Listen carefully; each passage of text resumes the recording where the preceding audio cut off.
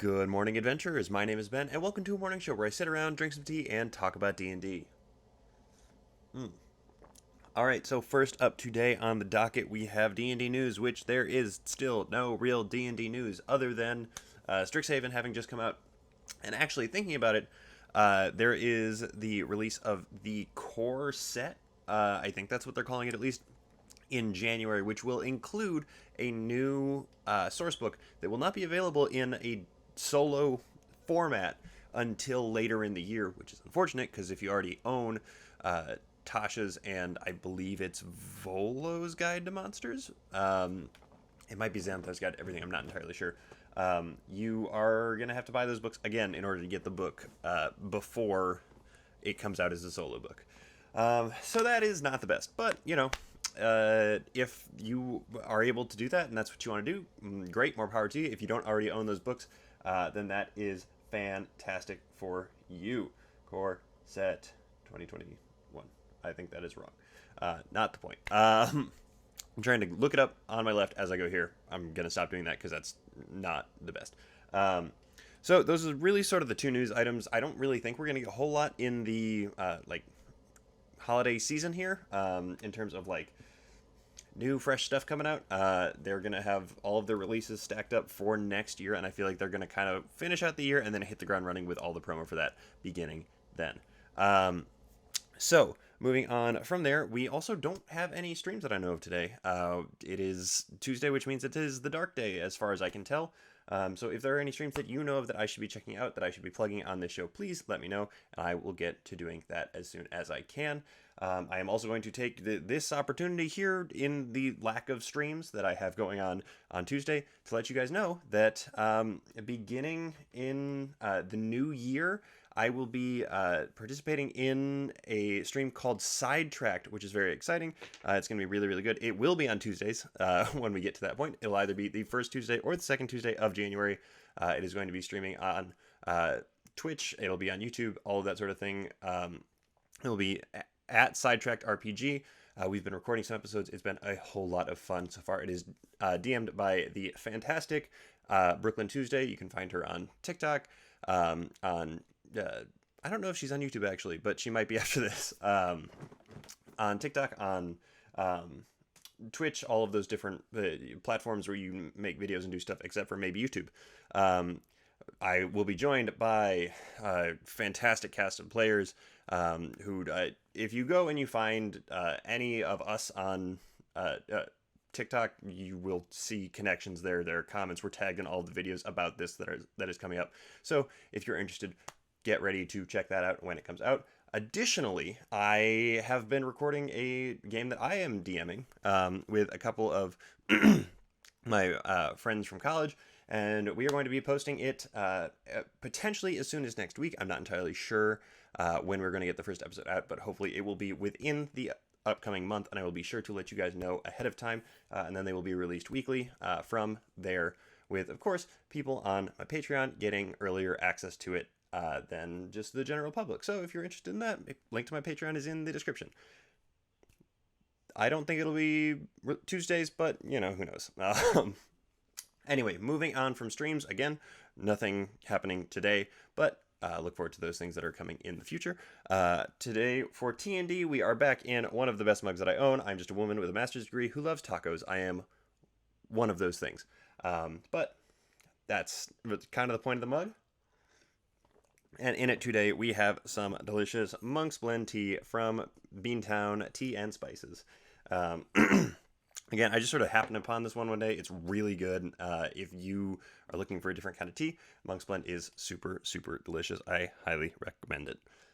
Yeah, that's about it for that. Moving on to what we were actually talking about today, we have Sorcerers. Like I mentioned yesterday, I'm playing catch-up from the little bit of time I had to take off in order to keep up with my day-to-day life.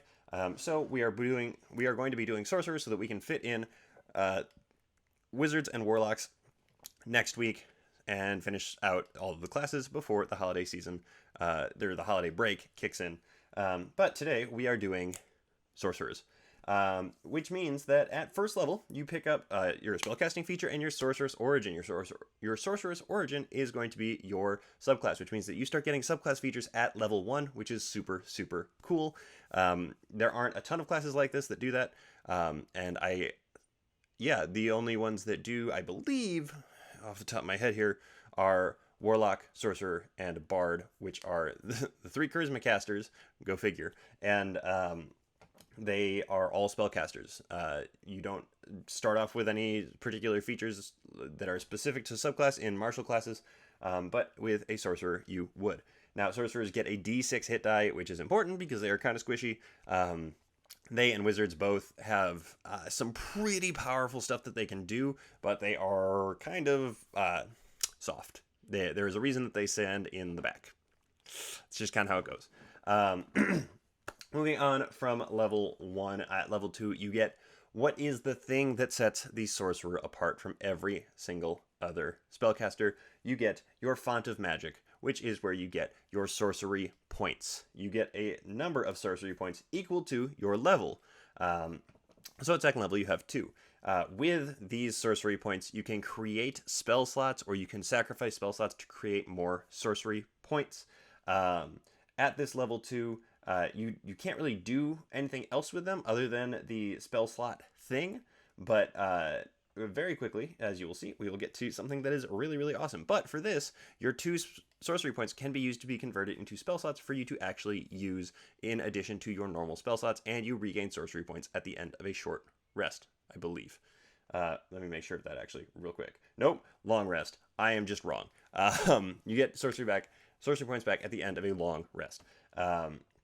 So they are really, really great for you to be able to just like have a little extra something on hand. You use a bonus action on your turn to convert sorcery points into a spell slot, and vice versa. Then at third level, you get meta magic. You get your first access to meta magic. You pick a couple of meta magics here. Meta magic is the thing that makes sorcerers. You use your sorcery points to grant yourself special effects on your spells. Many of which will really, really change the way that you can play the game with them. There are things like Subtle Spell, where you remove the verbal and somatic components. There are things like Careful Spell, where you can designate creatures within an area to not get hit by a spell. Fireball. There's Distance Spell, where you double the distance of a spell that you're casting. All sorts of different phenomenal things for different costs of sorcery points. And obviously at this point, you also have 3 sorcery points at third level. This is... Meta magic is something where you look at it and you're like, oh, that's kind of weird. And then if you enjoy playing casters and you play something with meta magic, you are immediately like, oh, that's cool. That's fun. That's a lot of fun. Because you can, there is one of them that is Quicken Spell, which I think is one of my favorites, honestly, that allows you to cast a spell with an action casting time as a bonus action instead, which allows you to use your action to do something else. So you can rip off that fireball and do something else with your action, which is just awesome. Like if you have to make that extra dash to get to something to be able to touch it, to cast something like, I don't know, Vampiric Touch, I'm pretty sure that's a touch spell, then you can do that with a Quicken Spell.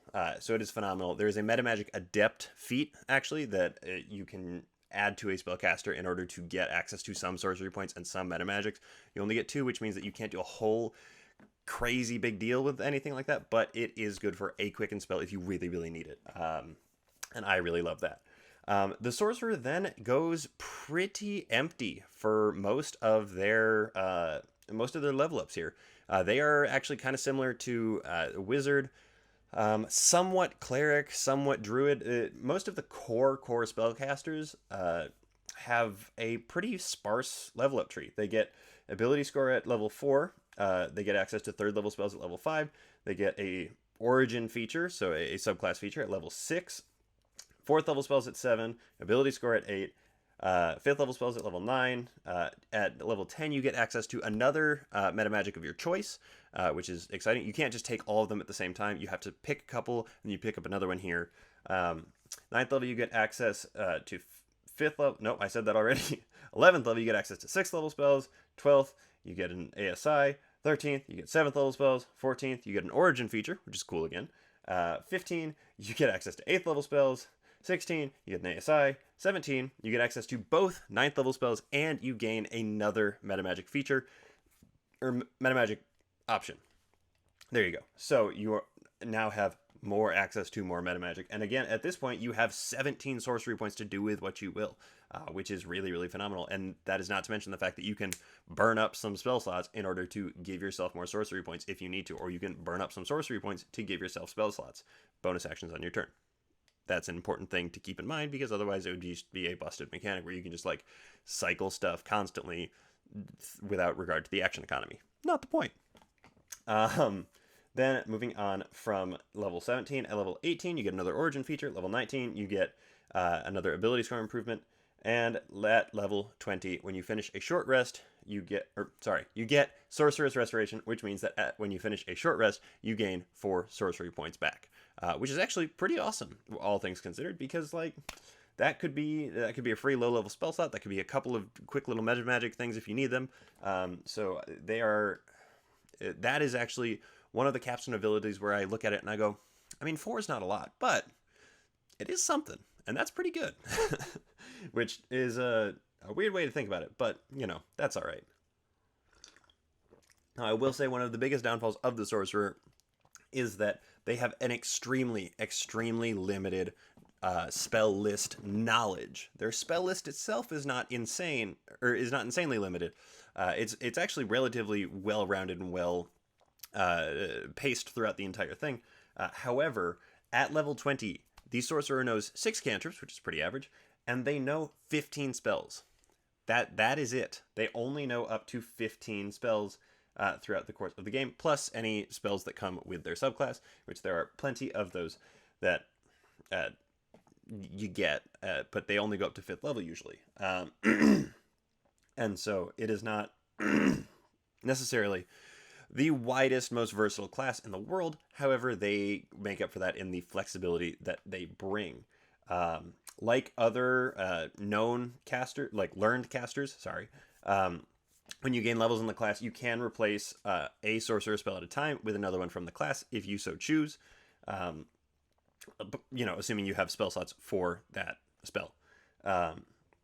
So that is something to keep in mind when you go to do your Sorcerer. They don't have the spell list of the Wizard. However, they do have the flexibility to run circles around it in the right circumstance. All right, let's talk about those subclasses for a second here, shall we? Personally, I would love to see some more Sorcerer subclasses come out. I think there are some classes that have gotten, you know, the favorite treatment, and I've gotten a load of subclasses, and there are some of them that have not gotten that.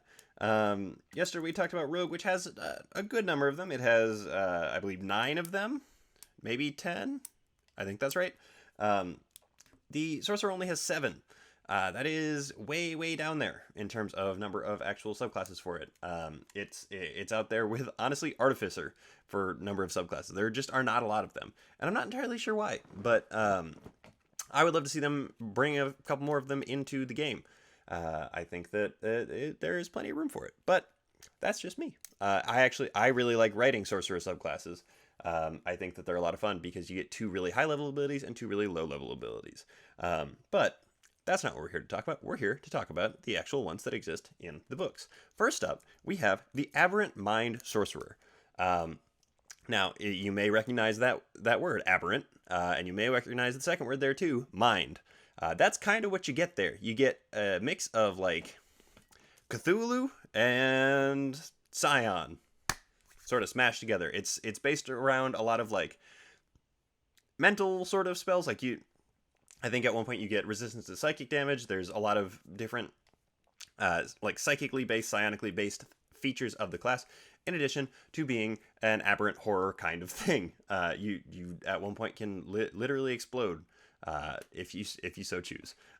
It's a fun one. It's a weird one. I think that I would want to play it in a higher level campaign just because, one, I really like the idea of getting to use higher level features because you don't necessarily always get access to those across. That's across the board. But Sorcerer high level gets 2 of those top features, which means that they get some really weird stuff happening to them higher up because their second highest feature is where a lot of other classes cap out at level 14. So I think that that's just kind of it's kind of cool that they get something all the way down at 18. But maybe that's just me. Next up is the Clockwork Soul Sorcerer. This is your like protector sort of sorcerer. That is the best way I can describe it. A lot of its features involve healing your allies, removing advantage or disadvantage from attacks against or for them. Sort of like a battlefield buff kind of thing that's going on. And it really it operates on the thought. It operates on the ideal of order, essentially, which is the direct opposite to the Aberrant Mind, but it manifests itself in such a way that allows it to be more of that, like, battlefield control kind of protector kind of subclass in the Sorcerer, which is cool, because you don't get a lot of necessarily backline protectors in that way, but this one obviously is. After the Clockwork Soul Sorcerer, we have the Divine Soul Sorcerer. This one is not my favorite Sorcerer subclass, but it is my second favorite Sorcerer subclass. We will get to it when we get to it, but there's exactly one reason my favorite is my favorite. But I adore the Divine Soul Sorcerer. This is it's your healer, technically, in that you get access to the full Cleric spell list to choose from. And the Cleric spell list, I'm pretty sure I said it in my Cleric video, the Cleric spell list is amazing. The Cleric spell list is one of the best spell lists in the game, for sure, without a doubt. It's so good. And when you get access to that, it actually becomes really difficult to choose your spells, because suddenly you're paging through all of these amazing Cleric spells, in addition to some of the really, really awesome, like, arcane-based spells that sorcerers get access to. You're blending the divine and the arcane here, which is what gives it such a good, like, punch to it. And I love it. I really, really do. Moving on from the Divine Soul Sorcerer, we have our Draconic Bloodline Sorcerer. This is sort of your quintessential blasty sorcerer, right? This is the sorcerer that everybody thinks of when they think, fireball, fireball, fireball. That comes from the Draconic Bloodline Sorcerer. Obviously, it is drawn from dragons. And I think that it is a really well done subclass. I think that because it came out with the Player's Handbook, it is now kind of played out and kind of, it doesn't necessarily hold quite to the standard of the newer stuff that is coming out. But I think that a little cosmetic facelift to it would make it a phenomenal front runner once again. I do think that it is a phenomenal subclass. I am always happy to play a Draconic Bloodline Sorcerer if I have the opportunity to. I have several NPCs that are Draconic Bloodline Sorcerers because I think that it's a really, really good Sorcerer subtype, and it has a lot of really compelling narrative sort of built into it if you like dragons. I don't know if you guys have noticed or not, but I love dragons.